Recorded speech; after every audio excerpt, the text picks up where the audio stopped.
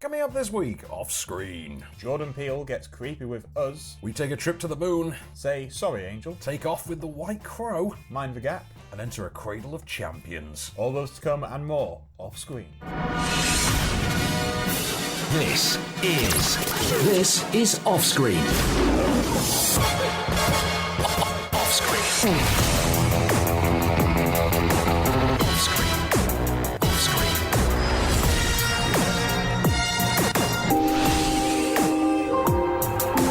With the latest film news and reviews, this is Off Screen, the Movie Marker radio show and podcast. Welcome to Off Screen, I'm Van Connor. And I am James Gunn, and I'm directing Guardians of the Galaxy 3 again. So good, isn't it? Yeah, I mean, I'm also Case Allen. I wear many hats. Many hats. Many One hats. looks like a raccoon. Yeah.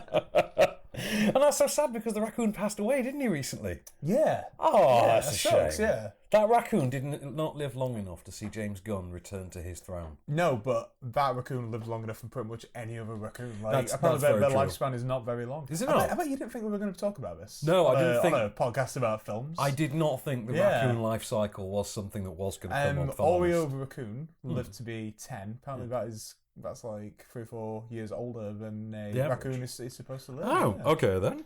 That's I did not know that. I have learnt something. There we there. are, yeah. So James Gunn has been restored to the directorship of Guardians of the Galaxy Volume 3, or whatever it's actually going to be called. I think it's going to be Volume 3. I would assume so. You'd assume. Second one was Volume 2, part of course It Volume makes 3. sense.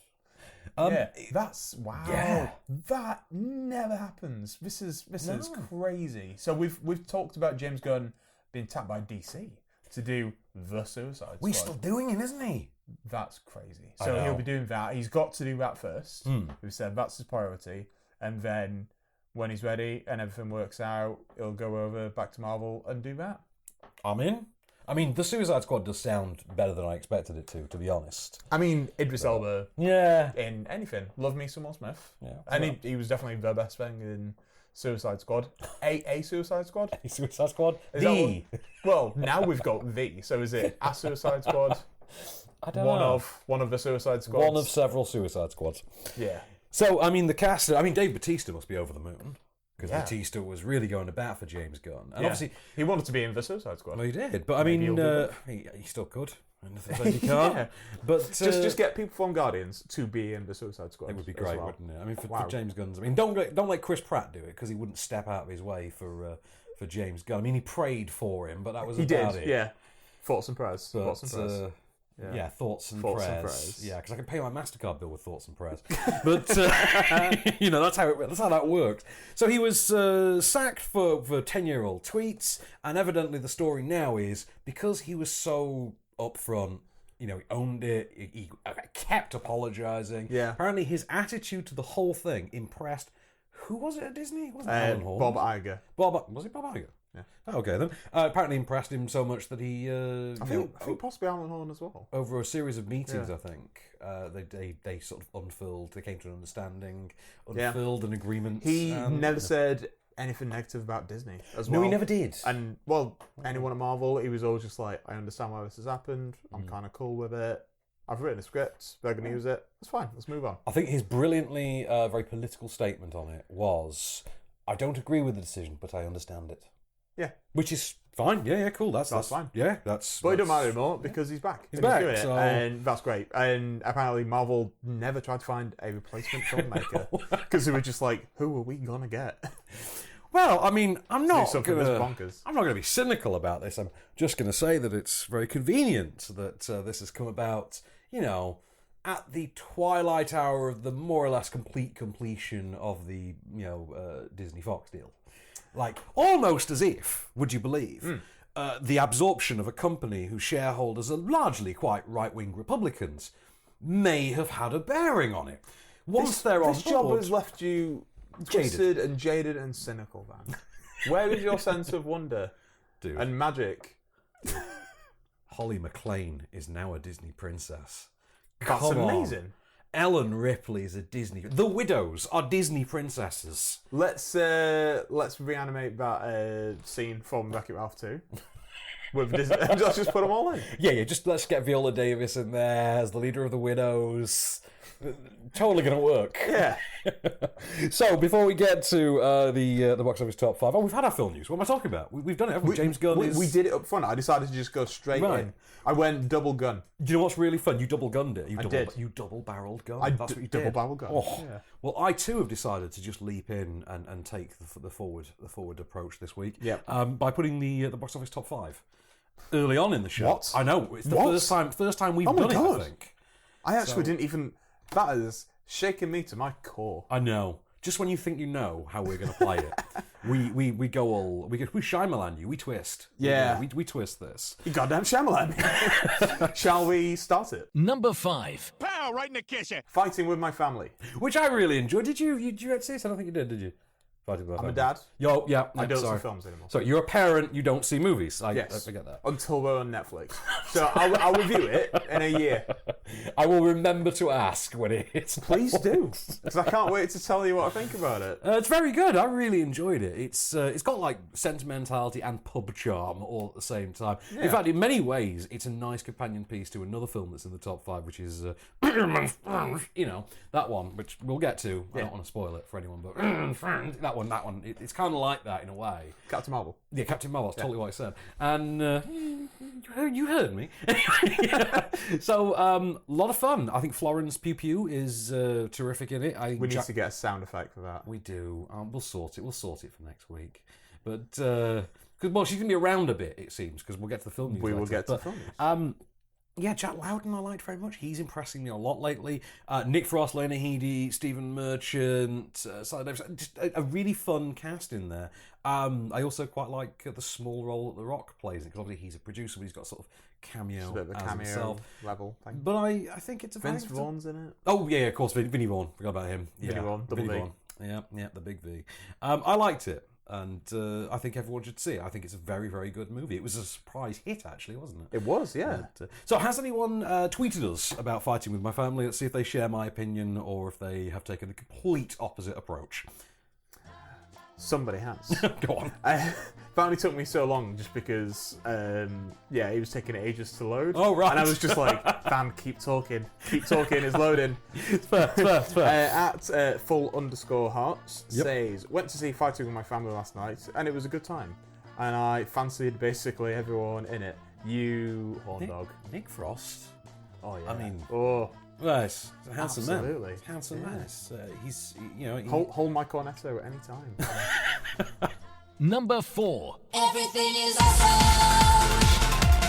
Everything is cool when you're part of the team. Everything is awesome when we live our dream. Lego Movie 2, the second part. And not the second piece. Not the second piece. Or the second block. Or... No, I know. It's... Another block, yeah. No. I'd have gone with Lego Movie 2, Technic. I'm waiting for that Lego Technic film. Definitely. There is quite a clever thing with Lego Movie 2, which is there is a sort of not really an acknowledged gag. There's a sort of a background thing about how, as the sister has grown up, her Lego has moved from Duplo to whatever the girl one is now. What is the current young girls Lego thing? That sort of like 7-8-year-old girls it's aimed at. They're the ones. I do know, but what is it? Lego Friends? I think it might be Lego Friends, where the actual minifigs are actually they're shaped like actual people now. Yes. And then also there was like a younger there was elves and things, wasn't there? There was Lego elves. There's the Disney princess ones as well. Not that I am a 4-year-old girl. No. I just appreciate not Lego that there's with all anything its wrong with that. Nothing at all. Exactly. Don't want to offend all the 4-year-old lasses listening. They're like, straight to Twitter. Yeah. Hashtag down with this sort of thing. But I quite like that idea that of the actual Lego itself evolving, and it's acknowledged within the context of the film very early on as the enemy, this alien race just kept coming back with new, more advanced technology, and it's just that the Lego sets, she's moving up in the age ranks. I thought that was really clever. It's a pretty smart move. And I would have liked the film a lot more, I think, if that was about the level it stayed at in terms of its smarts and humour. I think it's overambitious. I did enjoy it. I didn't enjoy it as much as I did the first movie, but I think it's too ambitious for the material it ultimately delivers. I think it's a bit messy. nowhere near quite as precise and honed as the first movie. That first movie is really powerful. And Lego Movie 2 does feel a little bit more unnecessarily weighted, I think. But that's just my 2 cents. I'm very aware, other opinions are available. You may love it a lot more than I did. This person liked it. This person is at M. Seidelman. Like the first Lego Movie, hashtag Lego Movie 2 is a silly ride and a fun time indeed. More songs you won't be able to get out of your head, and so many quick pop culture references, it's probably impossible to catch them all in one viewing. This man has seen it 71 times. Number 3. I know what boys like. I know what guys want. I know what men want. Well, Bam, bam, bam. I think, as we've joked a few times, if you have a 100-minute movie, well, it's not 100 minutes, it's like 2 hours 3, I think, or something like that. Is it really? I think it. Does it it just might be. feel that? It might be 150. I think this one, because the original What Women Want is over 2 hours. Yeah, it is, yeah. But also, I enjoy that as well. No, yeah. I mean, the other thing is, if you've got like a 100-minute movie called What Men Want, the obvious joke is, well, what do you do with the other 99 minutes? But yeah, I mean, in the case of this, it makes some not particularly earth-shatteringly funny jokes, make Taraji P. Henson as basically likable as she always is, give Tracy Morgan a few gags, and otherwise just basically kill runtime. That's basically what this is. And Poor runtime. yeah, I mean, it's a film that, because obviously I did the Atlantic Flight recently. It is a film. It is a film. Because I did that Atlantic Flight recently, I do feel like it is a film that probably would have landed better with me had I seen it on a plane. It does scream plane film. Yeah, you know what I mean? Yeah. It's one It's of not those. necessarily a bad thing. It's just I'm gonna kill. Basically girls. enjoyable, I not watched bad. a few years ago. I watched The Proposal on Yeah. a plane. Well, I would never see it any other place. Well, I enjoyed it on a You're plane. just defective as a person, because The Proposal is an amazing movie. I enjoyed it on the plane. Well, was all right. I You was should quite be sleepy. enjoying it in your living room, sir. That's Maybe what you I'll watch it again. Maybe I'll watch it on my big screen telly instead of a tiny one on the back of some guy's chair. Has our tweeter for this one agreed with me, disagreed with what they Yeah, thought? at Van City Reynolds says, "Shut up, Case." You mean Josh Brolin? I can't even say that. Agrina Med Kesha _ Okay, Get a catch your Twitter handle, cool. lady. What Men Want was a really good ass movie. Number 2. Blow the man down, mateys, blow the man down. Row, row, row your boat in the Navy. Come on and join your fellow man. Fisherman's Friends. What else could we have used for fisherman? There's no noise for an actual fisherman's Yeah. friend, is there? Like the And 100 over a famous sea shanties. on 3 compact discs. I really enjoyed Fisherman's Friends. I'm not surprised that it's gone down as well as it has, because I mean I've known specifically older people that I know have gone to the cinema and seen this. Like, they've gone out of their way. They wouldn't normally go to the cinema. They've gone and seen this. And we're talking about people who will only really go when, like, Dad's Army becomes a movie, or there's a new Lord of the Rings, that kind of thing. And they've gone and seen Fisherman's Friends. Go back in time. Yeah. That was a long time ago. But I liked it. It had charm, it had wit. It was one of those sort of liltedly charming films. It's kind of like it's like a big cuddly blanket around you. It's a big Cornish jumper. One of those, like, big, thick, knitted ones. That is actually what Kermode said. Is it? Yeah, that's actually his thing. I Wow. don't know if he's actually used it in his reviews. When we were in the screening, that's how he described it. So it's like a big Cornish jumper. There we go. There you go. See, great minds clearly think alike. Yeah. So, has anyone tweeted us, and what did they think? At Steve Clawley, he says, just seen hashtag Fisherman's Friends. Fabulous feel-good film. Would highly recommend it. Excellent statement. Terrible grammar and punctuation. Not a comma in sight. Nil No pois. capital letters. Not even a full stop. Someone's a teacher. Number 1. Excelsior! Captain Marvel. Which I really enjoyed, but I don't think it's in my upper echelon of Marvel movies. I know I'm in a minority on that one. Calvin told me this week, for instance, he thinks it's in the top half. Right, yeah. For me, it's around that half mark. We're getting to the point with MCU, like we've said, we're getting there with Pixar. I now have to write them down. Well, this is for my Ratatouille then, isn't it? Maybe this is your Ratatouille. This is my Ratatouille. Yeah. See, Ratatouille would be in my upper half. I don't know whether Captain Marvel will be, but that's just because, like, now we're kind of a point where there's so many really good MCU films. Yeah. That's gone over half. This is good. I did enjoy it. I enjoyed it more the second time when I saw it, so like you. Ah, right, yeah. Yeah, but I'm more excited to just see her again, and I'm excited for a sequel. Yeah. You're excited about that bit where she met Thor in the trailer, aren't you? That's where it is. I Damn like right this I am. one. I like romance. That's why. Yeah, that's what it is. So, has anyone tweeted? And I'm guessing it's an ecstatic response to Captain Marvel. At Han says hi, or Han says hi, Fair. depending if you're Lando or not. Mm-hmm. Saw Captain Marvel last night. Loved it. Definitely my favourite MACA movie. I think they're just supposed to MAGA say. movie, or have they just misspelled MCU? They've put MACU. But because if they think it's a MAGA movie, then I think they've missed the point entirely on that one. Yeah, I mean, if you're a fan of MAGA, you probably won't be a fan of Captain Marvel. No. No. And the only one I wanted to watch again right after leaving the theatre. What? Interesting. That So this person has seen Captain no Marvel movies other than this, Yeah. clearly. Yeah. Oh, okay then. With the latest film news and reviews. This is Offscreen, the Movie Marker radio show and podcast. And we're back, Mr. Allen. So, to where shall we venture next on our cinematic travels? We should probably start reviewing things for the week, I think. We are a review show, so let's do that thing. Here's the thing. Do you like Ralph Fiennes?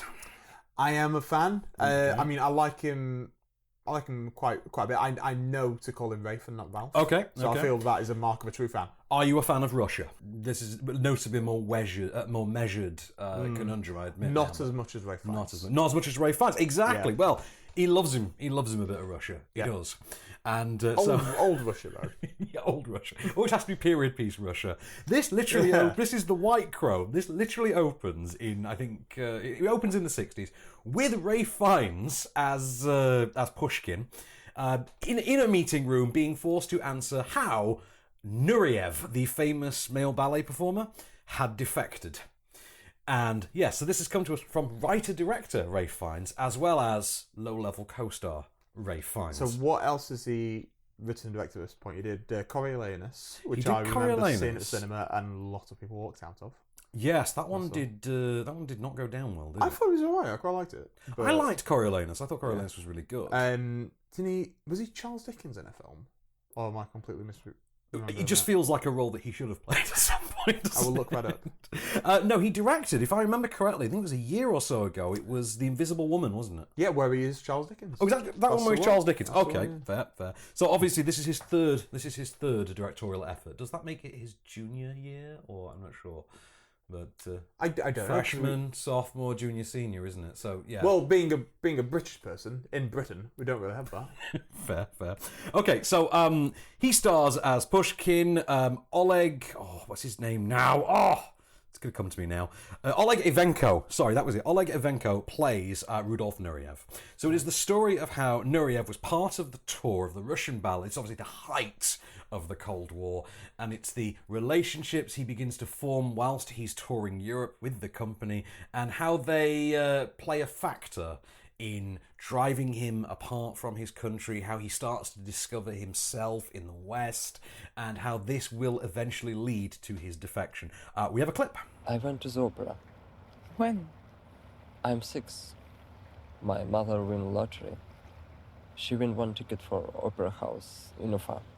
My 3 sisters, mother, me, we go together. 5 people. 1 ticket.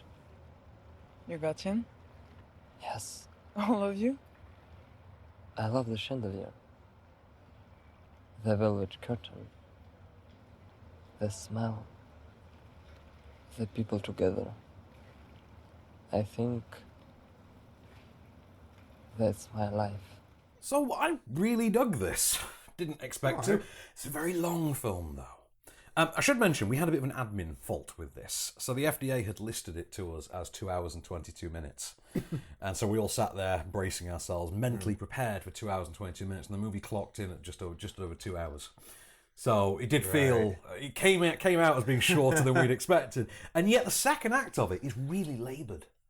It's a gorgeous movie. I mean, you know, Ray Fiennes can shoot the hell out of it. He really does. And, you know, great performance from him. There's some nuance to his character as well that hints at some deleted elements. But I do feel like this is a film that has, A, been trimmed already, and B, needs a lot more trimming.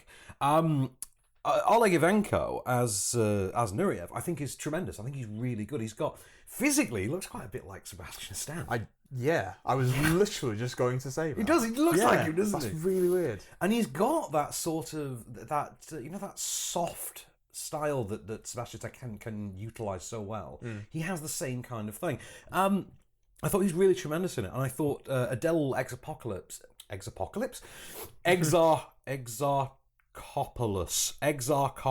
I believe, from Blue is the Warmest Colour, as not quite the love interest so much as a kindred spirit, as much as a confidant, and you know, becomes quite a trusted friend. I think she's really good in it as well. Now, I didn't realise it was the same actress from Blue is the Warmest Colour, and I thought her performance was terrific. But as far as Ivanko goes, he's got the performance down. Not only as far as the actual the nuances of the character are, but the physicality of it is really impressive. So when he's doing the dance sequences and stuff like that, he's really got it. He's got that absolute, that gimme of the, you know, that ruthless discipline of the primo ballerina. You know, I almost said ballerina. Can you say ballerina if it's a man? I believe so, yeah. Okay. He's got the prima ballerina thing down. Yeah. Absolutely got that intense discipline, like visibly intense.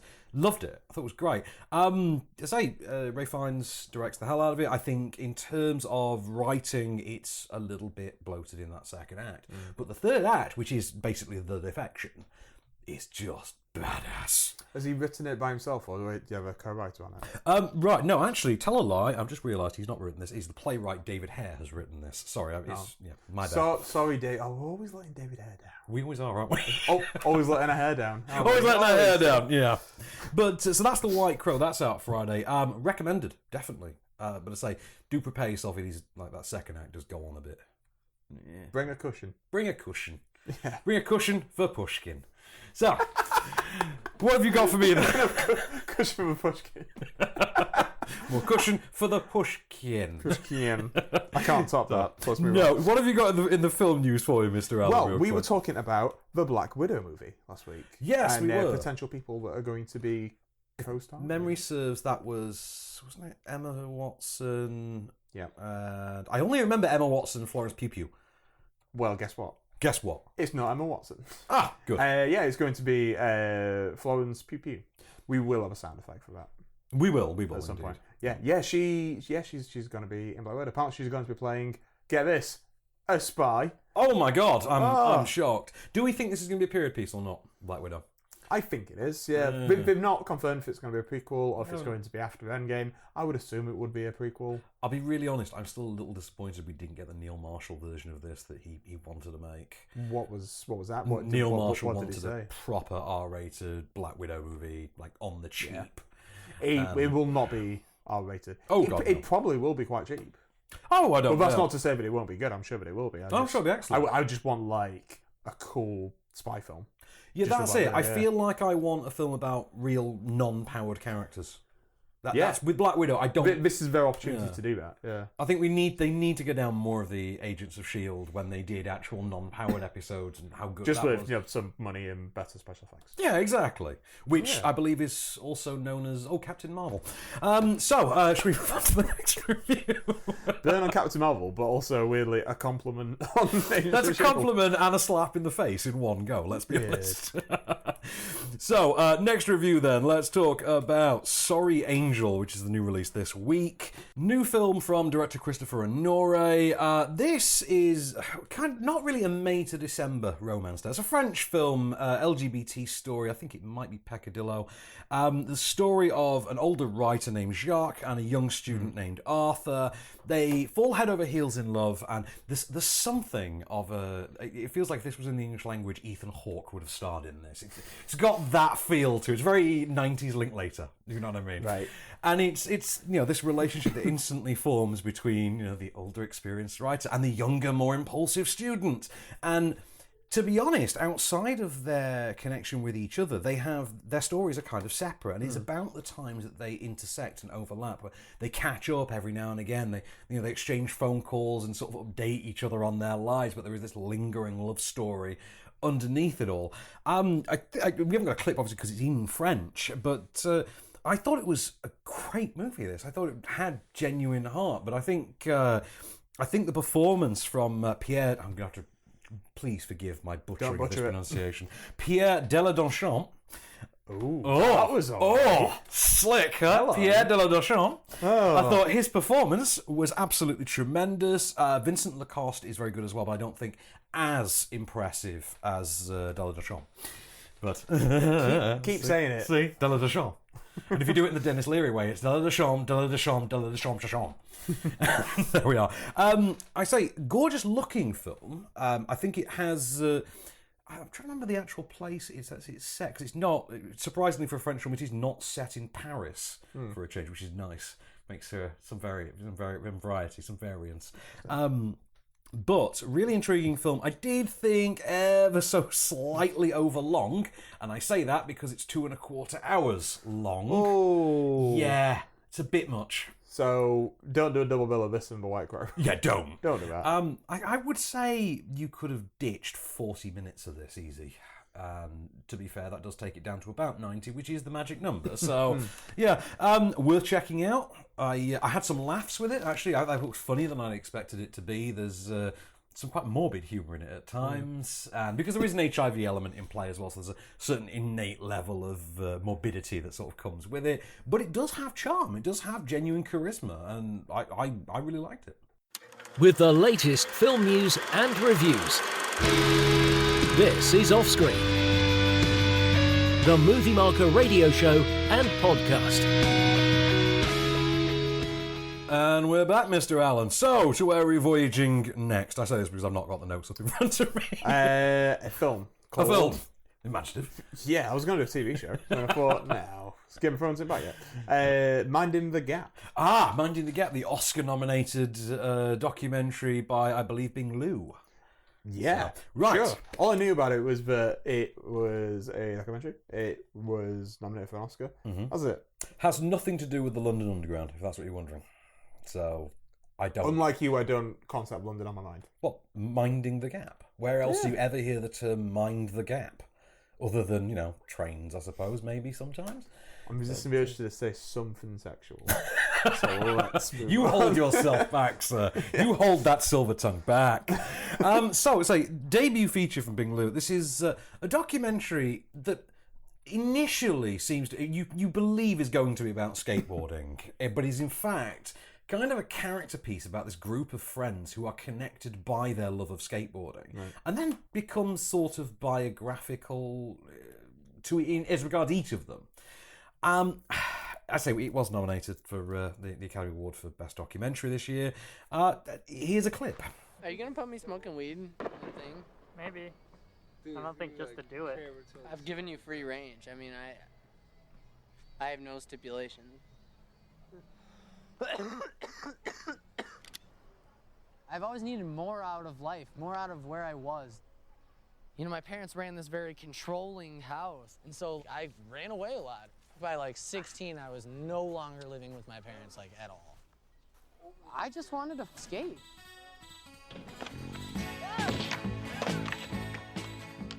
That voice there is Zach Mulligan. He is, I would say, the most larger-than-life character of the group of friends. Right. He's also a colossal douchebag. And the movie really does try to make something of that. And the only problem is you do kind of come away from it thinking, I have literally just spent an hour and 33 minutes watching this alcoholic, woman-beating sociopath glamorize himself.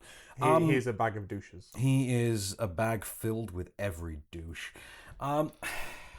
This is a problem. We are reaching a stage in which filmmaking technology has become so affordable, so portable, so convenient, so easy to use. You've seen videos I've edited.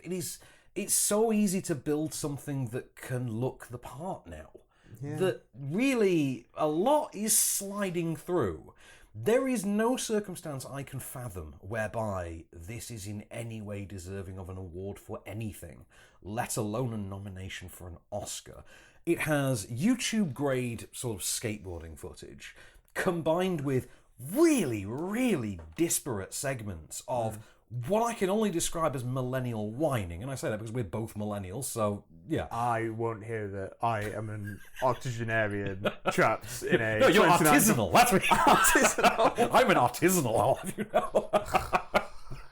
That's exactly how I would describe Yeah, you. you're not wrong. Case Allen. Oh, he's an artisanal. An artisanal. Yeah. Wow. But, compared to some of the other documentaries that were not nominated. yes, it's astounding. Yeah. That Such a strong documentary- year, and so many great ones were left out. This is it. Look at It's very Won't You Be weird. My Neighbour, for instance. and things like that. 3 Identical Strangers. Yes. And that I cannot wrap my head around how this got anywhere near the love. And I know film critic friends of mine have really gone all in on it. James King, for instance, who obviously went all in on Free Solo because he knew a sure thing when he saw it. Yeah. He's gone all in on this. I don't get it. But you know what? If I'm in the minority on this one, I am absolutely fine being the Kevin Mayer on this one. Okay, I will be the only guy who doesn't like this because I really didn't. I thought this was unimpressive, to say the least. And if you want to amp that up just a little bit, I would say troubling in the unwarranted attention that it affords specifically a kind of person who should not be given said attention. There is some absolutely horrible stuff in this documentary that is dealt with so offhandedly that you do come away thinking, wow, okay, we're doing that. Terrible people. But, at least Bing Liu, he seems like a nice chap. He seems alright. And he has a very touching moment with his mum before he rakes her over the coals and rips her personal life open cold. But yeah, it didn't really do it for me, if I'm honest. I thought the Oscar nom meant that it would guarantee me a certain level of good. Yeah. It didn't, to be honest. And the skateboarding stuff looked the part, but I really didn't see anything that I haven't seen on YouTube or a Red Bull video. I can't imagine you being one of those kids watching skate videos and having skate tapes that are passed around and stuff. No, like I was that. not. My sister played Whoa. my sister played Tony Hawk on the PS1 kind of thing. It wasn't my As thing. did I. Yeah. I was more Bruce Willis's Apocalypse on the PS1, which I still maintain is the best video game in the history of the PS1. But, anyway. Also, first game to actually star an actor. True story. Was it actually? Yeah. Ah. But, well, I mean, in terms of them actually physically being mocapped and on the screen, I believe. And Bruce Willis. First Bruce Willis to call himself Bruno. Yes, very That's true. a fact. Yeah. Well, under the boardwalk. Anyway, so, got any film news for me before we move on to the next? Let's just move on to the next, and I'm going to savour the next bit of film news. Okay, you're going to savour it. Okay, Yeah. so... I'll say that because I don't know what it is yet. But if I say that, it sounds like I got something really good. No, I can absolutely understand that. So, our next release this week is A Trip to the Moon. This is this is a little bonkers, I'm not going to lie. Okay, so, Spanish language film, written and directed by Joaquin Cambrai. Mercifully, this one is not overlong. This one is a tidy 87 minutes, would you believe? That's a good runtime for a film, right, isn't it? yeah. So, this is the story of young Tomas. He is, I think he's about 13, 14 years old. Kind of an outcast, kind of an odd teenager, a bit weird, a bit strange. And, he's been forced to take antipsychotic medication by his mother. His older sister is really only interested in getting plowed by a boyfriend in the pantry, and his dad's a workaholic. It's just one of those things. And the idea is that the family are preparing to go on a holiday, and he decides, no, what we need to do is take a trip to the moon. So he builds himself a spaceship. Not an actual spaceship. He builds one out of egg cartons and cardboard boxes, and then locks his family inside it. And the gimmick, though, the central conceit is, in a manner I haven't actually seen done really since Rugrats. Okay, we actually see the ship as an actual rocket ship. So it looks like an actual NASA rocket ship. Wow. But, you know, in the next shot, it cuts back and it is egg cartons and cardboard boxes. It's a Rugrats. It's the Rugrats gimmick. You know, it's that old chestnut. Okay. And, well, it's the weird thing. There is next to no information about this movie. It's really strange. Was this a dream you had? I mean, it's really trippy at times, so it absolutely could be.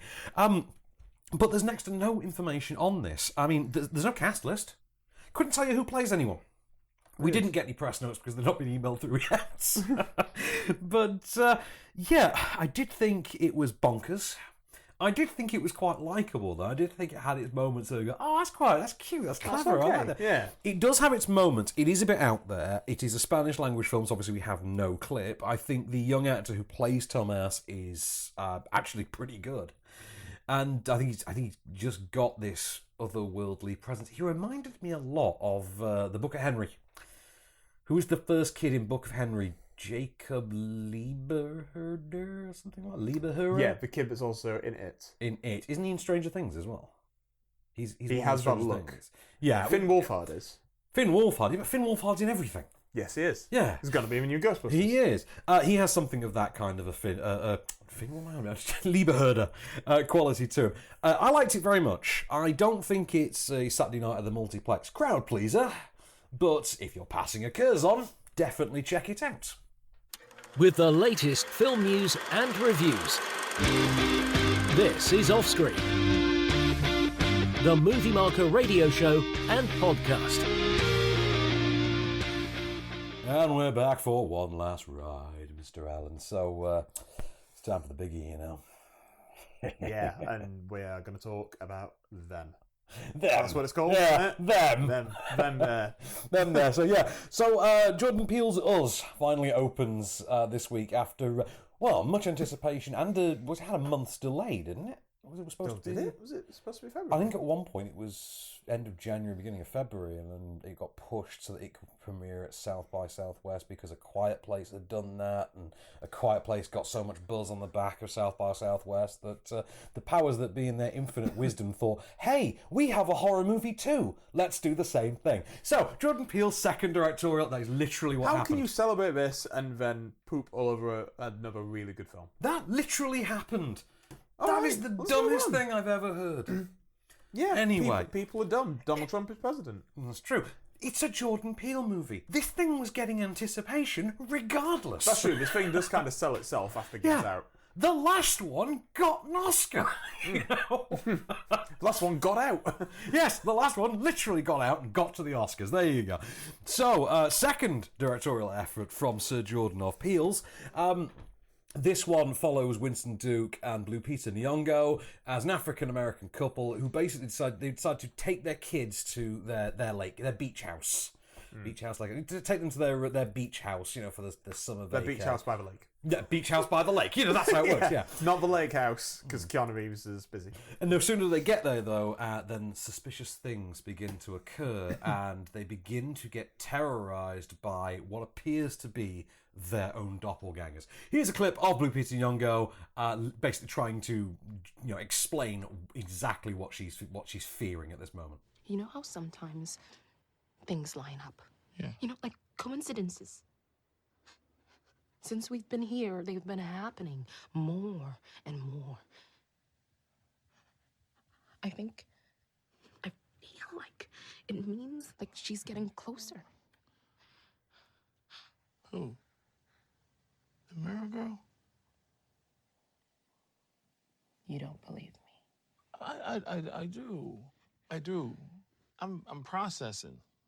Okay? Just can't believe you kept all this inside for so long. You know I'm here, right? So Jordan Peele's back with his second movie, and I think we can all agree Get Out was something of a rousing success. And, well, on the, you know, auteur level breakout hit to second movie scale, you know, the one that runs all the way from, like, Donnie Darko to Donnie Darko and Southland Tales, all the way to like Sixth Sense and Unbreakable. This is a lot more in the Unbreakable end of the spectrum. It's a little bit dafter than Get Out was, but it's a lot bigger in terms of scope, only a minor leap in terms of scale. I don't want to say too much because it's one of those movies that you can spoil very, very easily. I mean, even the marketing only covers sort of the first hour of it, I would say, and then there's an entire half the movie that you know nothing about, and believe me, it'll knock you for six. Lupita Nyong'o, absolutely terrific in it. Winston Duke, hell of a switch over from Black Panther, playing more of a dad bod, kind of loungy, slothy kind of guy, but really liked him in it as well. I love the child actors. Elizabeth Moss, I thought was quite fun in there as well. I just thought it was a really, really damn good cast, and one of the things about them, though, is, there's a sort of palpable sense of how this horror movie family, and this is just a straight horror movie, by the way, none of the genre leaping of the last one, like it says. This is a lot more focused as a sort of a horror movie, albeit one that's relatively scare-free. One of the things I love, though, as I say, I like the idea that there's sort of a palpable sense of how the horror movie family kind of works day to day as a family, outside of the existence of just being a horror movie family. There is real depth in the performances, real depth in the writing and in the direction. There's some great iconography in there, like there's iconography involving scissors and rabbits, and it's just a really great movie. Like I say, I can't say too much about it. It is absolutely superb. It's for my money, I think it's a better time than Get Out. I think it's a little clunkier, but it's a lot more easygoing and fun. I feel like it's a lot softer with its undertones than Get Out is, and whether or not that makes it sillier or not, I think it's personal preference. I sort of took it as half and half. Had a great time with it, though. I loved the sort of more 80s feel of it, whereas Get Out felt a bit more 70s inspired. I just thought it was a terrific film. It makes an absolute icon of Lupita Nyong'o for me all over again. Hell of a movie. Probably my favourite film of this year so far. So, film of the week then? Well, what else is it going to be? White Crow? I mean, I liked White Crow. I just, that second act really, really needed trimming down. Yeah. But this is great. Well, I mean, Jordan Peele, you kind of get an inkling of what to expect with it. It's something that doesn't quite hold up to a really intense scrutiny. I don't think a lot of people have pointed out that if you start looking at the film too sharply, the cracks do form, and it is more of a straight horror film than Get Out was. Apparently, it comes down to Jordan Peele having taken issue with people not quite getting the cross-genre element of Get Out, so this is a bit more conventional in that sense. But yeah, I think it's going to be huge, isn't it? Let's be honest. You're not going to get to see this on a Saturday night. It's going to be sold out. True. But if it is sold out, by all means, check out The White Crow. Just have a great time. Take that cushion for the pushkin. So, let's have a look. Next week, what have we got to come? We've got... is it Rupert Wyatt that's directed Captive State? It is, and if you've not heard of it, that's fine. Because the marketing's been rubbish. I know. I mean, it came out in the US 2 weeks ago, and there's been barely any coverage. It's kind of done nothing, unfortunately. And it stars John Goodman. It's an alien invasion societal drama starring John Goodman. Yeah. You know what else is out next week, though? What's that? The documentary Being Frank, the Chris Ivey story. Chris Ivey, I think. Yeah. Chris Ivey, yeah. Now, that is a documentary. Again, James King, because he knows a winner when he sees it when it's documentaries. Yep. He's been much trumpeting this. Willem Dafoe returns in at Eternity's Gate next Willem week. Dafoe, not Willem Dafoe. Exactly. I'll be honest with you, I'd almost forgotten about At Eternity's Gate. And he was nominated for an Oscar for it. Yeah. Yeah. And it's just like, is this the last movie that's coming out from the Oscars this year? Because there's always that one, isn't Over there? here, yeah. Yeah, there's that. We get that one every year. That's it was like I, I, Tonya came out the day after the Oscars or something. Yeah, I think it was it Whiskey Tango Foxtrot, I think, came out something like, was meant to be an Oscar contender, then came out and then 3 months later. Yeah. When it was decided that it was very much was not that. We also have Eaten by Lions next week, which is a British comedy, I believe. We have Out of Blue. We have Three Faces, which I believe is directed by your man, by the way, Sujafar Panahi. I ain't saying that name. Oh, looking forward to next week, Alan. I'm looking forward to next week. You're saying it. Lords of Chaos is next week, and the long-awaited reunion of Batman and the Penguin. Dumbo is next week. Yes. I'll be honest. I think Dumbo looks really sweet, and I feel like I'm the only person that actually looking forward to it. I'm looking forward to it. Yeah. I'm expecting, I'm expecting a good movie that will break me emotionally. It looks like Big Fish. And also, I have one lingering question that I really need answering, and only seeing the film is going to answer that question. What's the question? What are they going to do about the racist crows? What are they getting? Great. I've done seen everything, but I ain't never seen no elephant fly. Where are my pink elephants? Where Well, are I they? smoke a cigar. So we got all those coming and more next week off screen. In the meanwhile, this has been a Candy Store production for Movie Marker. I've been Van Connor. I've been the White Crow. And we shall return. Just show me the way to get out of here, and I'll be on my way. You've been listening to Offscreen. For more movie news, reviews, and more, visit moviemarker.co.uk. Okay, everybody, that's a wrap. Podcast extras. So fun to come. I mean, we've still got a review to. We've got to do Cradle of Champions, which is an HBO boxing documentary. But in fact, do you want to do that first? Let's get it out of the way. Okay. Jinx, buy me a Coke. Anyway, so Cradle of Champions, new documentary about the Golden Gloves tournament, which is, I think it's held at Madison Square Garden. It is the up-and-comer contest. It is the the multi-tiered championship that finds the next big name to enter the big leagues. To go on and pursue the sport. I'll be honest with you. I mean, it follows a crop of. We've got a clip I'll play in a moment. It follows a crop of would-be contenders. It takes us through their stories, what's driving them to be there, what's going through their mind as they actually are there, and of course how they fare when they are there. Yeah. In which case, here's a clip. Tonight, the Daily News welcomes you to the Golden Gloves, the world's oldest and largest amateur boxing tournament. If he's out of the gym, he's in trouble. Amateur boxing, you never lose. You either win or you learn. Every time I used to get a champion, I'd say I beat the street. But when somebody get killed out there, the street beat me. If I become Golden Glove champion, sky's the limit. No, I liked this very much. Because I'm a fan of boxing anyway, and certainly Creed 2 is out on DVD on Monday, so yeah. And you know how much I love me some Creed 2. That movie broke me emotionally. I really enjoyed it. However, the version that I saw did not have subtitles. That's the worst. And there's quite a bit of Russian. Oh, you mean the big scene at the dinner table, don't you? In particular. So I had to try to infer quite a bit. You do kind of get it. Visually, it's quite well represented. I think I did, but hopefully... I mean, I'll probably just buy the DVD. Yeah. Well, I mean, you absolutely should. It's a great movie. But Cradle of Champions, I think it is interesting. I think if you are someone that does find boxing inherently interesting, I do, to be honest, then you do have an accessibility with this. It is an engaging enough story. I think if you're someone that doesn't quite warm to the sport of boxing as it is chronicled on screen, I don't think this is going to be the movie that wins you over. But that's true with more or less everything. That happens all the time. Yeah. If you're not really into superhero movies, Captain Marvel isn't going to win you over. That old chestnut. Very good for what it is, though. I mean, it is a nuts and bolts HBO documentary. The usual HBO sports doc. There's nothing mind blowing in the cinematic pantheon being wheeled out for this. It's the shooting style that you've come to expect from these things. It's very much as if it was just filmed in tandem with an actual match, etc. It's fine. It's perfectly fine. It's not an amazing movie. It's not a bad movie. I thought it's a thing. It's a 3 out of 5. All right, that's not bad. That's not the Meatloaf song, but it's close enough.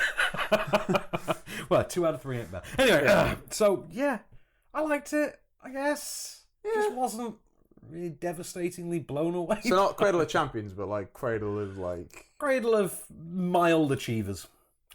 Yeah, that's what I aspire to. Mild achievements. Yeah, because you don't want to aim too high. Exactly. Yes, important to have realistic goals, isn't it? Yeah. So, can we talk about Chris Nolan's new movie? Yeah. What do you want to say about it? Because we don't know anything. Well, we know it's cast. We know he's cast somebody amazing that I think should be in the film. In the time we've been sat here, he cast someone else as well. You are joking me. Who is that person? Because I generally don't know. Let's talk about the first one. John David Washington. That's exciting, yeah. The Black Klansman himself.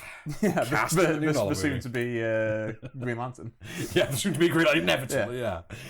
He's also cast, bust this, Robert Pattinson.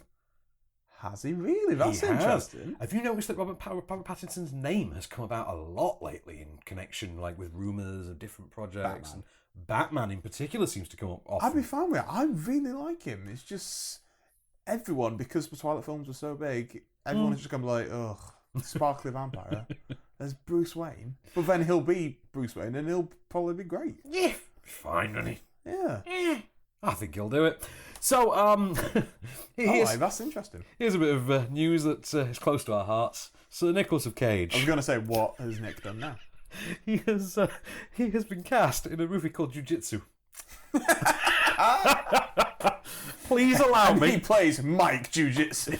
Oh no, please, no. He plays Jake Jiu-Jitsu. Right, literally, this is literally the plot of Jiu-Jitsu, which incidentally, from the director of Kickboxer Retaliation, you know, Amazing. the So Batista's the gonna be the sequel villain to of the this. reboot of Yeah. right. Set in a world where every 6 years an ancient order of expert jiu-jitsu fighters face a fearsome extraterrestrial invader in a battle for Earth. Yeah. Oh my god. For millennia, the fighters this. who protect Earth have played by the rules until now. And yeah, so it is. Oh, but he's not Jake. Alan Mousset from the Kickboxer reboots. He's playing Jake, who's going to be like the main sort of fighter. Cage will be a member of the team named, bust this, Wiley. Wiley. Kylie with a W. What does bust this mean? Get this. Ah. Or brace yourself. Really? Never heard it before. No. I use that Peep fairly this, often. I've heard. Peep this, bust this. Bust this. Get a bust of this. Don't you remember Chasing Amy? Remember Chasing Amy? Do I remember Chasing Amy? Yes, I remember Chasing Amy. Right, a movie that I can literally quote, that I can reel off the script for. And Yeah. the opening I feel scene, like you could do the entire Amy scene. Oh, well, definitely. I think I actually had that page of the script framed on the wall. No, I had the opening. I had the Hooper X opening. framed on my I wall. had that scene in like a comic thing as a big poster. It was Oh, awesome. is it from the Chasing Dogma book? It was, yeah. Yeah. That book that then got completely undermined by the existence of Jay and Silent Bob Strike Back. But let's move on. Yeah. But anyway, there is when Hooper X is doing his anti-Star Wars speech, or Star Wars is racist speech, at the very beginning of Chasing Amy, one of the things he What's a Nubian? Yes. Yeah. But one of the things he says is, bust this. Those movies is about how the white man keeps the brother man down, even in a galaxy far, far away. So there you go. Yeah, of course. Yeah. I didn't realise. Maybe I need to watch that again. It's been some years since I've seen that. Oh, I'm doing the whole View Askew universe before Reboot Jay and comes Silent out. Bob reboot. Do you know what I comes think out. I was? What I showed my friend Alex. I showed him Jay and Bob Strike Back because he'd never seen it. Oh. In fact, I think the only Kevin Smith film he'd seen was Dogma, but he loved it. A lot of people have only seen Dogma, though. It's strange because that was the most mainstream one. Is it the Film 4 connection as well? But like just loads of British people have seen it. I don't even think it was that. A lot of people. It's because it had minor controversy when it opened, because it had that thing about the Catholicism, the parental groups, or whatever it was. Yeah. People protesting film, including Kevin Smith. But yeah, Channel 4 did go quite big on it actually as well in terms of coverage. I remember Movie Watch was on telly at the time, which was an old film review program that I believe Johnny Vaughan used to present, and actually I thought was a pretty good show. I was sad to see it go. But they were quite big on Dogma. Right. Dogma's great. I like Dogma. Yeah. I'm looking forward to reboot, if only to just be like, oh, it's that person again. Yeah. I've seen that Jason Lee is back in Brody costume. Yes. And Dante Hicks is back. Yes. Because I think, is it Brian O'Halloran? I think that's the actor Yeah, who that's plays the Dante. actor, yeah. He is doing one of the London Comic Cons this year. Right. He put out like a video PSA for it, and I was just watching it thinking that is the least enticing guest. What, getting Dante? Getting... No, you go there just to hear him say, I'm not even supposed to be here today. You would, wouldn't you? That's the only reason. Yeah. No pictures of Randall, though, yet. I really hope that Jeff Anderson does it. No, as far as I know... There was an issue with him, because that's the whole reason why we didn't do Clerks 3. He has, as far as I know, he did refuse. Yeah. But, that's a shame. I don't know. I think it's because the character is so much fun. It only makes sense that the actual actor would be a bit more miserable git.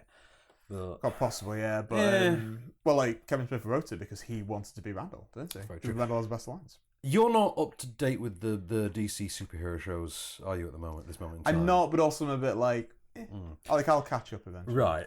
This week saw the debut of John Cryer as Lex Luthor on Supergirl. Was that really this week? That was this week. I saw a picture of him. Maybe he was in like a jail cell or something. Yeah. The idea is obviously because Supergirl is set something like 14 years after Superman, debuted made his appearance in the world. All the iconic Superman stuff has already happened long before that series starts. So Lex is in prison for the bull. Has been in prison for years. Yeah. He's now released in Supergirl with like kryptonite cancer. The cancer brought on by kryptonite poisoning from all the stuff he's tried to do to Superman over the years, and curing him is part of the plot. But of course, the irony of all of this is, John Cryer is, as is par for the course with Supergirl's guest stars, a Superman legacy. He was in number 4. He was. I can't Lenny? remember. Lenny, that's Lenny it. Luthor. Yeah, Lenny Luthor. And part of the reason he took the role apparently was to redeem himself to Superman fans. That's Fair enough. Yeah. The performance. That film is just insane. The film's terrible. Yeah. But John Cryer is a goddamn brilliant Lex Luthor, and I am not exaggerating. Spacey was good as Lex Luthor, but that was kind of an easy win for him. Like, he could do that in his sleep. Gene Hackman made for a... Redacted was... Redacted was amazing as Lex Luthor because he could do that in his sleep. But John Cryer, wow. Yeah. We may have accidentally stumbled on something there. That is really good casting. And I might have just watched one of the recent episodes. I would watch this last Supergirl episode. But they have gone hard in on the comic book sort of mythology of Lex Luthor as well, in terms of the things he's done. So, even down to the kryptonite cancer, which is obviously kind of an iconic thing in the comics. All those shows are really good at just like paying homage to either the comics or different iterations of the characters, which is really good. Sticking with DC then, can we talk about why I hate Ezra Miller this week? I know why, but go on. Well, I know one of the reasons why. Yeah. The reason changes every week. Why I hate Ezra Miller literally changes every Monday. I know the most recent reason. Please enlighten me now. So, he is supposed to be reprising his role as the Flash. Is it now called Flashpoint? They said it was going to be called Flashpoint. Because it's had 4 different filmmakers. The most recent ones are the guys that did Game Night, wrote Spider-Man Homecoming, John Francis Daly. And Jonathan Goldstein, I think? Jonathan Goldstein, yeah. Who... Sweets from Bones. Yes. Yeah, Sweets from Bones, yeah. Lest we forget. Hollywood Wilson, that's how I call it. They've been tapped to direct it. Amazing fit. Yeah, it works. Apparently they are clashing with Ezra Miller. Ezra Miller's contract to play the character is up in May. Yes. As a last chance kind of Hail Mary stab at being Flash, he's decided to write the film himself. I'll write my own Flash movie with blackjack and hookers. Have you heard who he's teaming up with to do it? No, I know that is it some comic book writer? It's Grant Morrison who... is it? Yeah, he's teamed up with Grant Morrison to write the movie, and Grant Morrison brings a certain level of aggression and darkness with him. They've said that it's going to be a darker take, but surely the whole point where you get those 2 filmmakers is to make it lighter, and Warner's, after Aquaman and Shazam, also it's clearly the Flash. wants to make... It's a Flash. Flash is not a darker character. It can be an emotional character, especially on Flashpoint stuff, but I won't ever say dark. But, especially after his take on the character as being like... ADD. Yeah, and jokey and funny. Yeah. Well, but trying to be funny. What does consistency matter? It's the DCEU. Anyway, speaking of which, do you remember that Cyborg movie we were promised? I don't know about you, but I've been waiting. I've been sat here on the edge of my goddamn seat. Has that been cancelled? Waiting for this. We had a date for it like years ago. Yeah. Didn't we? Did we say 2020 or 2020? So. It has a release date. Has a logo. A logo for God's sake. A logo. That's happening. They're prepared for this. Yeah. It's not happening. Have we officially cancelled it now? Well, Ray Fisher's no longer Cyborg, and the movie's not happening. Apparently, they do expect Flash to go the same way, but we shall see. It kind of sucks for them because Aquaman got it and made loads of money, and right. Yeah. I just need to let's not mince words with this one. There is no audience whatsoever for a Cyborg movie. Nobody. I am not comparing the two. However, you could have said there was no audience for Guardians. Because nobody fucking knew who Guardians was. That's true, though, but nobody saw Guardians before. Nobody had ever seen them to actually know that they didn't care. Yeah. You know what I mean? We've seen Justice League. Nobody in their right mind saw Justice League and went, that character, I want to see more of him. He seems so charismatic and intriguing. I really like the dynamics of his interpersonal relationships and his character arc. More, please. But if we were going to get a decent filmmaker and do a interesting spin on the character, you don't know what that film could be like. Like, Aquaman in Justice League is different to the Aquaman we got in James Wan, in James Wan's films. Yeah, but I do remember a time when Joss Whedon was tasked with finishing off a Justice League movie and an Avengers movie, and didn't really turn out well. What's your point? That's not the argument we're making. Well, you said if you got the right filmmaker with the material, you could... It clearly was not the right filmmaker for that material. But then you get someone like James Wan, and it actually fits. Okay, My point is that you can get someone decent and make a decent cyborg film. David Fincher? You might as well just say Chris Nolan, you fucking fanboy. Like, Jesus. Speaking of amazing filmmakers. Go on. Park Chan-wook. Yes. Doing a Western. Yeah, I heard. Loves me some Park Chan-wook. As do I. Isn't he doing it with someone cool? This was it. Hang on. It is Matthew McConaughey who's being... Apparently there'll be 2 A-listers. They want 2 A-listers. Matthew McConaughey is one of them. And Kevon Wallace. Well, the other one very well could be. I had wondered why I hadn't heard anything of Park Chan-wook for a couple of years, obviously since The Handmaiden. And it's because I have still yet to get around to watching The Little Drummer Girl. Same. Which is that, and that's Florence Pugh Pugh. And Mark Shannon. And... Is it Skarsgård in that? Skarsgård? It is, Skarsgård? Yeah. Well, is apparently ace. The film he's doing is The Brigands of Rattle Creek, which is sounds very sort Western-y. of a title that only Park Chan-wook could pull off, I think. I mean, I think so. How goddamn good is Stoker? Great. Stoker is such a good movie. Captain Cold, he can write a script. He really can, can't he? Good old Wentworth Miller. So let's see what else we've got. New Mutants. There's apparently more fuel on the fire this week that New Mutants is going to be on the Disney Plus service, never in cinemas.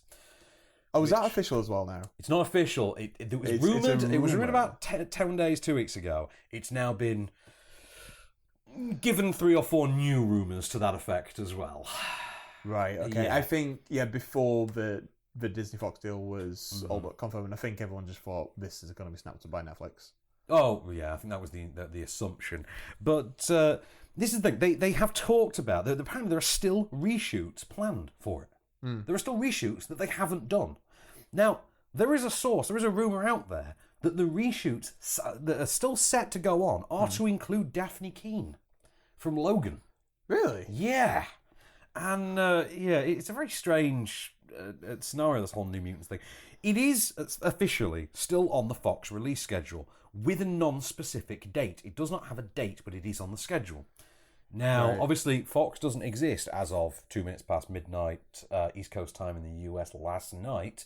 So, not that I was counting down every single Did you have a little hour. party? Did you have, you had a little glass of champagne? I may have gone through the archives to find every single female character I could under the Fox banner to celebrate them becoming a Disney princess at the rate of 1 per hour. That may have been something I did. So this has officially happened now? But Fox is Disney now. Wow. I mean, Fox exists as a company. Yeah. But Fox, for all intents and purposes, is a company in the same way Lucasfilm is a company. You know what I mean? Wow, yeah. They're not putting out their own films. Disney are releasing them. So, and I'm not saying that's a good thing or a bad, but yeah, it's good. Anyway, the other thing is, though, I mean, this is going to go to Disney Plus, by all accounts. Can't we just stick Dark Phoenix there as well? I think they have got too much invested in it. Well, they spent more money, way more money than New Mutants. Like the stars that we've got involved in that. I'm pretty sure that they are just releasing it at this stage purely just to not hurt Simon Kinberg's feelings, because he's been part of the Pantheon for so long and he's finally gotten to direct one.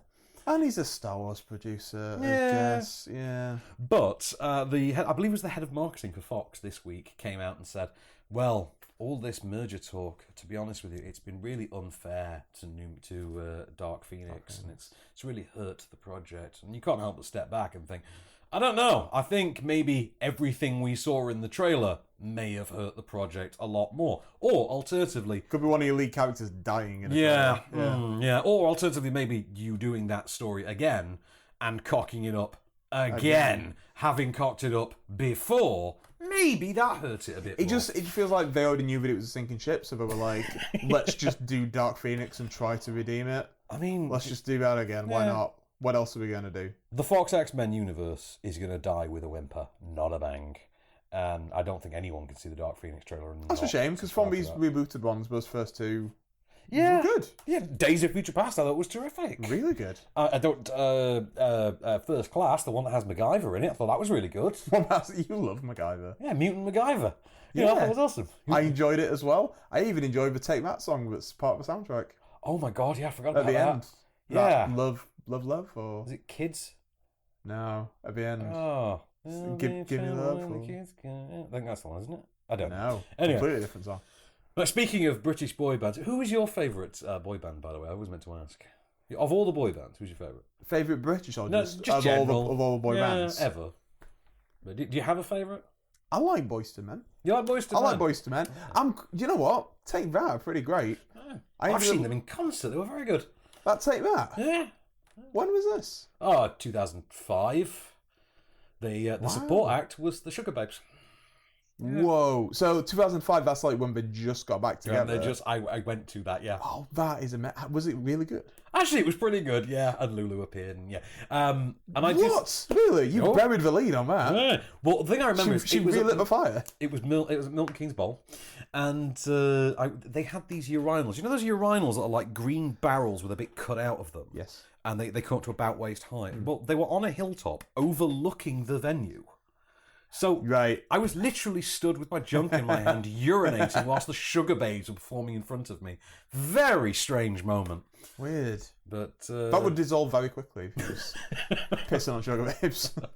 Yeah. You know, we all know Sugar Babes are soluble. But no, the reason I ask, my favourite boy band is Blue. And really? They're named after their favourite colour, green.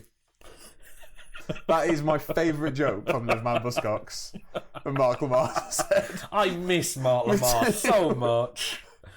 Oh, good lord. He influenced my sense of humour so much growing up. Anyway, I love the one episode where I think Sam Ansell is there as a guest and Mark Lamar is still there as a host. Ooh, I've never seen that one. It's really good, but like you see them, just together, and he goes up to him and he's like, "My boy," like that. My favourite ever, Mark Lamar. Never mind the Buzzcocks gag, and because nobody can deliver those like Mark Lamar, even Simon Amstel couldn't deliver them like Mark. He was very good, but he wasn't Mark Lamar.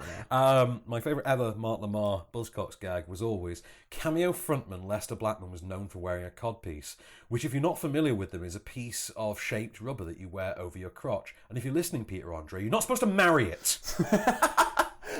Which I thought was just fucking hilarious. No, Blue apparently have done an advert for boilers.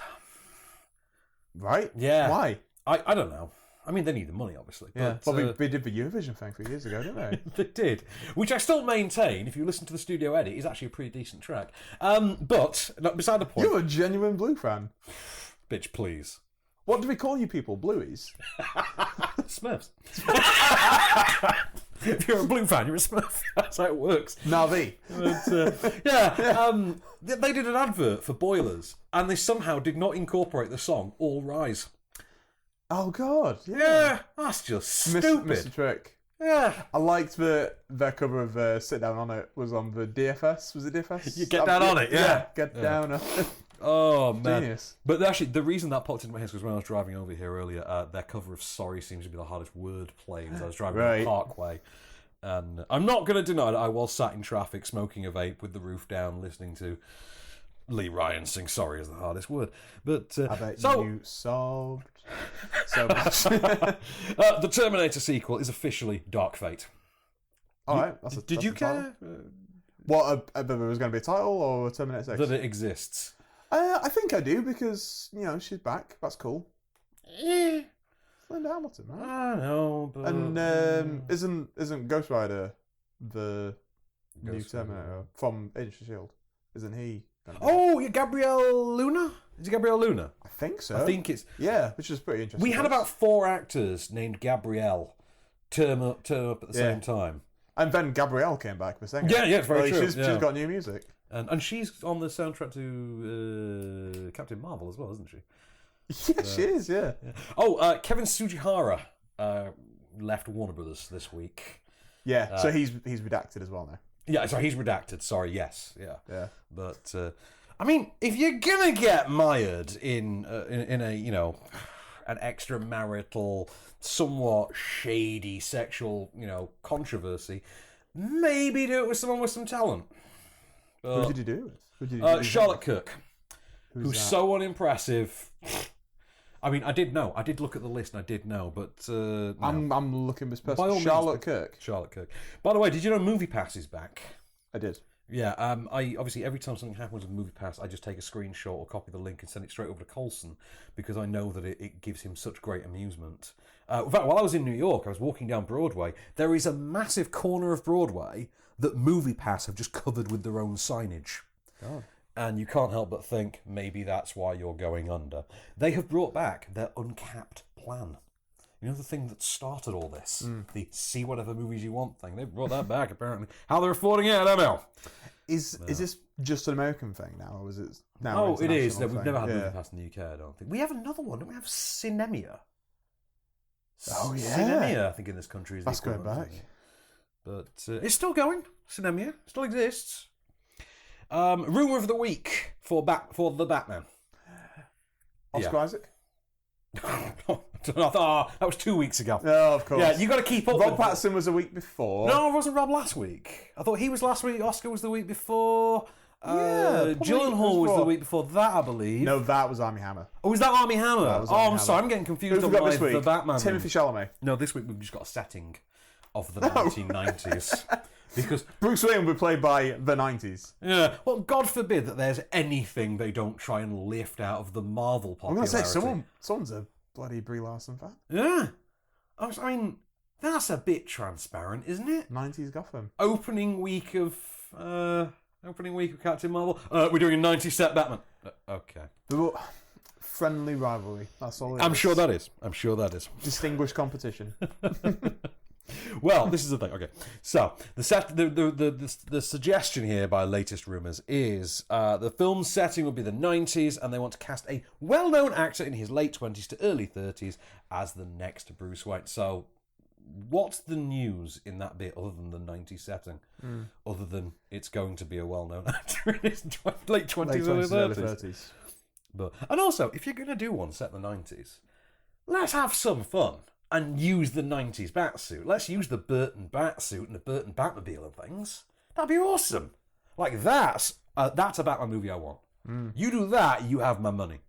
I mean, you got my money anyway, because, you can't not see it. But maybe this is it, though. Maybe Keaton will come back, like, de-aged. Oh, God. Well, it worked on that other film set in the 90s, didn't it? And what's that called, man? What's that called? Captain Rival Company. That's what it's called. So, Lorenzo di Bonaventura? Him of producing fame. Yeah, I've actually been in a room with him a few times. It sounds like a Spanish island, doesn't it? Well, it does a bit. Does sound like some. So sounds like a go, tax haven. What? Sounds like a tax haven. It does sound like a tax haven. Oh, I've hidden my assets in Lorenzo di Bonaventura. It does, but oh crap! I shouldn't have told him. I shouldn't have mentioned about secret customers, secret accounts. So apparently, according to Lorenzo di Bonaventura, Transformers 6 is still happening. Yeah, and it's going to be better than ever before. No. Despite the fact that everyone really enjoyed Bumblebee, and there was no Macabeba. Well, it is, but if you take it back to the original, style, and no one cares. We've had Bumblebee now. We've seen that these things can be good. Yeah. Yeah. When you remove the bay. Yeah, we've seen what happens when you pull out of the bay. But yeah. Doesn't he just want to go do other things at this point?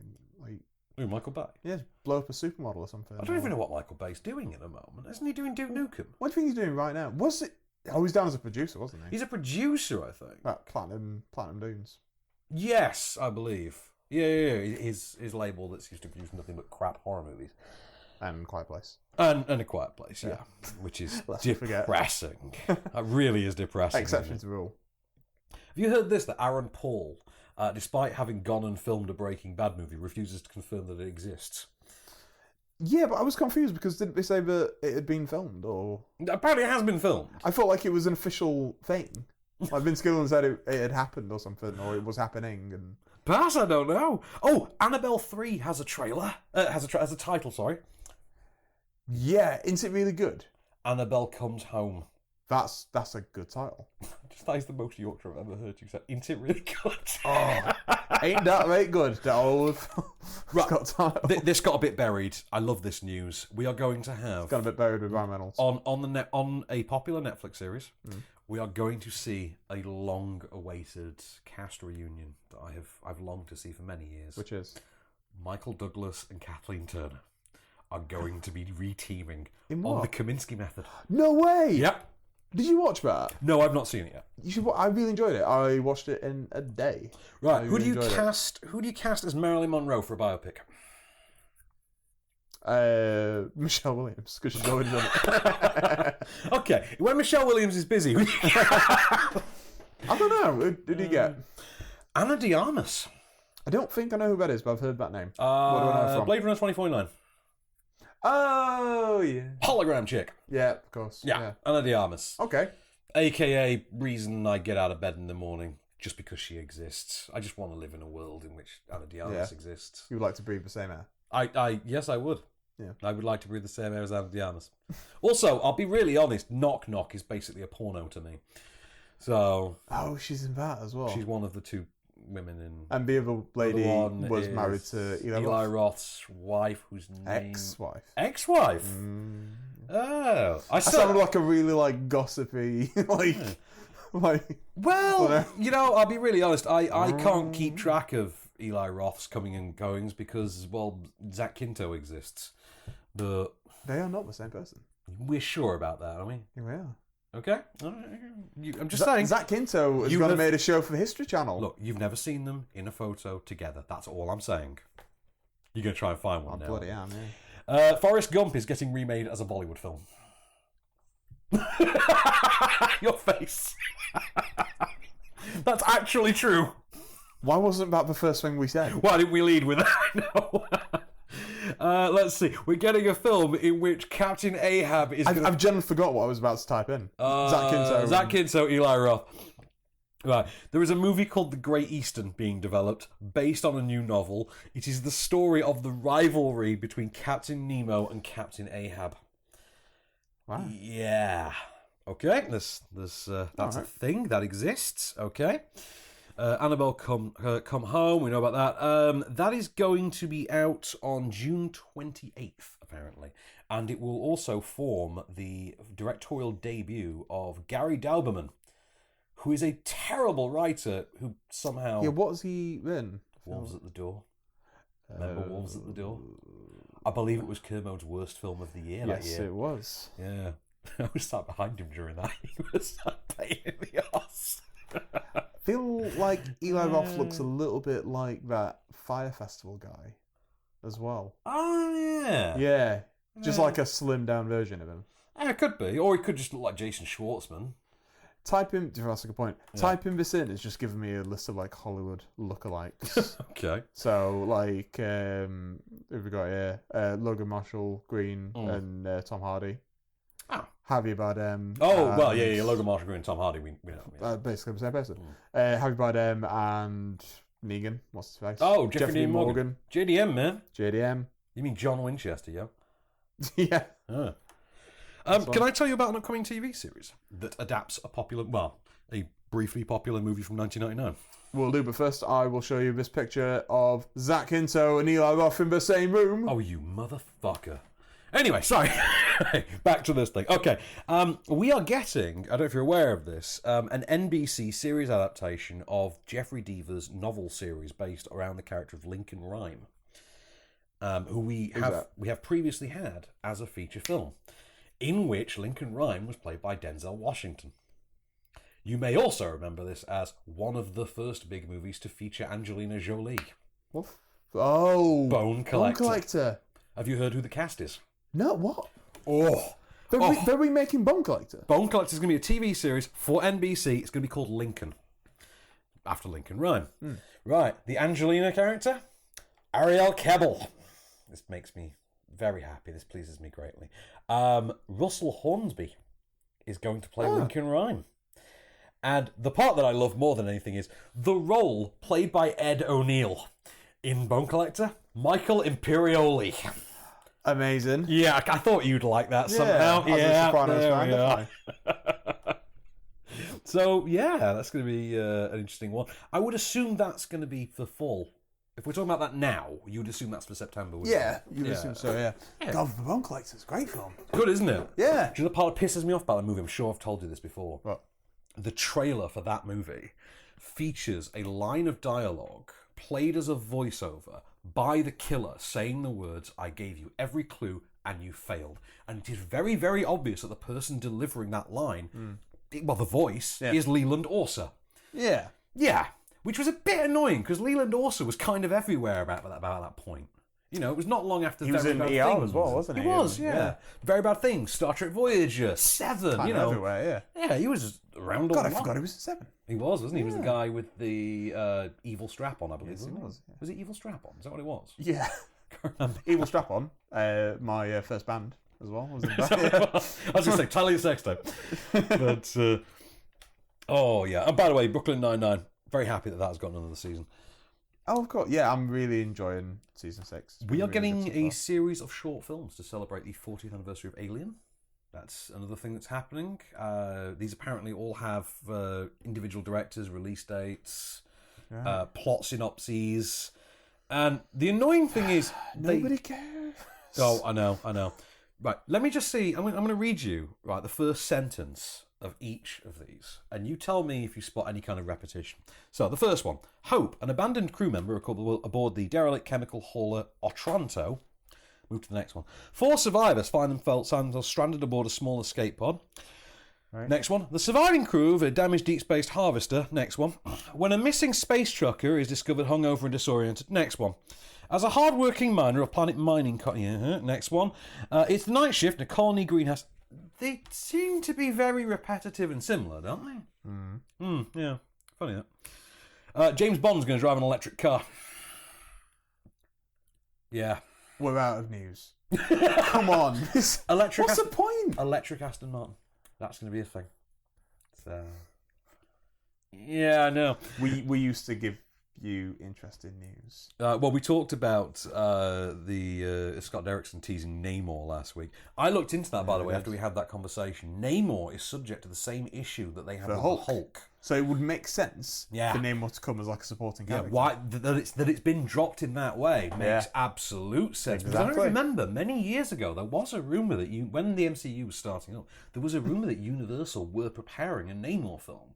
There was, yeah. And that they were circling Zephron for it. Yeah, and that would have been ace. And then I presume that's what became Baywatch. Obviously. Clearly. Yeah. Zephron now as Namor would be great. Still, yeah, I'd watch it. MCU, definitely. Yeah. Also, just imagine the chemistry between Zephron and Benny Cumberbatch.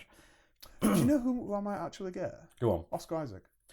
Another rumour for a while was Luke Evans.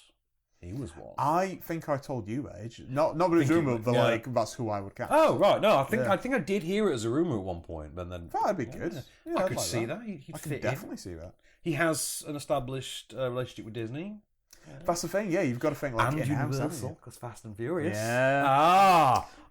He's pleased both daddies. Yes, he has. Well, in that case, what is my Jason Statham as Captain Britain? or like Union Jack or someone. Isn't Taron Egerton the one they keep mentioning for... I wouldn't be surprised. For Captain Britain. I'd want someone like a little older, probably like in their 30s. No, yeah. We didn't talk about The Hitman's Wife's Bodyguard last week. No, we didn't. And how it's got Richard E. Grant returning as that character from the first one. He's in that film for like 90 seconds. Yeah, he's coming back again. So they're basically doing what they did with the black Rasta guy from Speed. Oh, right, yeah. Yeah. Antonio Banderas has joined the cast as well. Oh, that's cool. Yeah. Intriguing. But him and Sam Hayek again. Yes. Oh, I like that very much. Oh, that Yes. is. I like that, yeah. Oh. Hang on, has Banderas have been in the movie with Sam Jackson before? It's got to have happened. That has got They've to both have been in happened. a lot of films. Yeah. Yeah. In the meanwhile, the director of Short Term 12, Destin Daniel Cretton. God, we didn't talk about it. Because We didn't, I think I this know. happened maybe the day of the last show. before, Yeah, or something yeah. like that. Yeah, is directing A Marvel movie. Shang-Chi. Shang-Chi, yeah. Yeah. And, well, this is the thing. That's coming together fast. Yep. I feel like that is because of the Guardians void. I think that's part of it. Like but that, Eternals. There is that, but I think a lot of it is the filling of, because I mean a lot of the things being announced at the moment are, you know what, there are clear gaps in the diversity of this stuff. Crazy Let's get them filled. Made loads of money. Yeah. Black Panther did amazing for us. There's still that niggling Iron Fist issue, or that everyone had, which is, hang on, how did you not just modify this for the 21st century and actually cast an Asian actor? Oh, exactly. Yeah. It would have made more sense. This seems like, do you know what? We're doing Let's that. address that. Yeah. Netflix cocked up. Let's address it on the film front. That's fine. Yeah. I mean, It's as long as it's Henry Golding, I'm fine. That's all I'm saying. I hate you because last week, oh, I hate that you just said that. Last week, Yeah. I said that to my wife. Oh! I said, I'm calling Henry Golding. Yes! And I was going to text you Yeah. and say, I'm putting a tenner on it. Yeah, because the dude double-headed Crazy Rich Asians and A Simple Favor within about 2 months, and still hasn't had that big mega role that they always get afterwards. Yeah. Yeah, although Constance Wu He's has at it, least, yeah.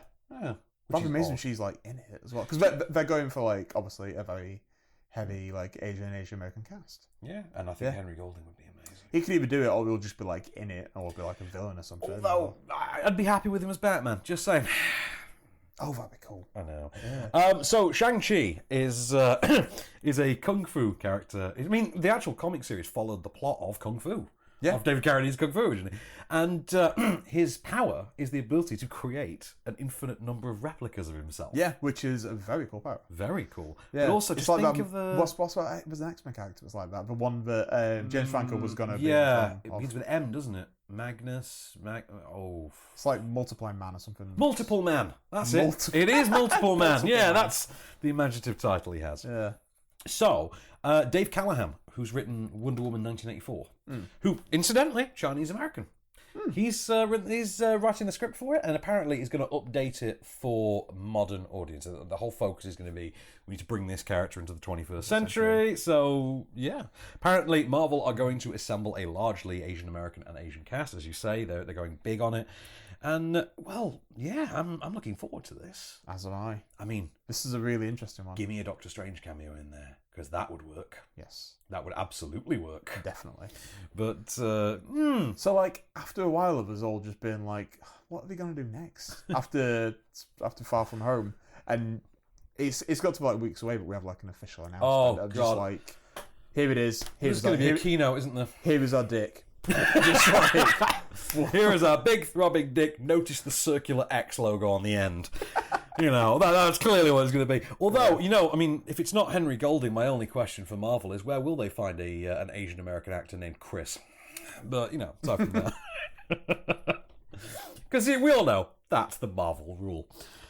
Well, that's about it for me this week. Have you got anything left? Anything in the tank? I am all out. That's fair then. Yeah. In which case, here it is, your moment of Cage. What's in the bag? A shark or something?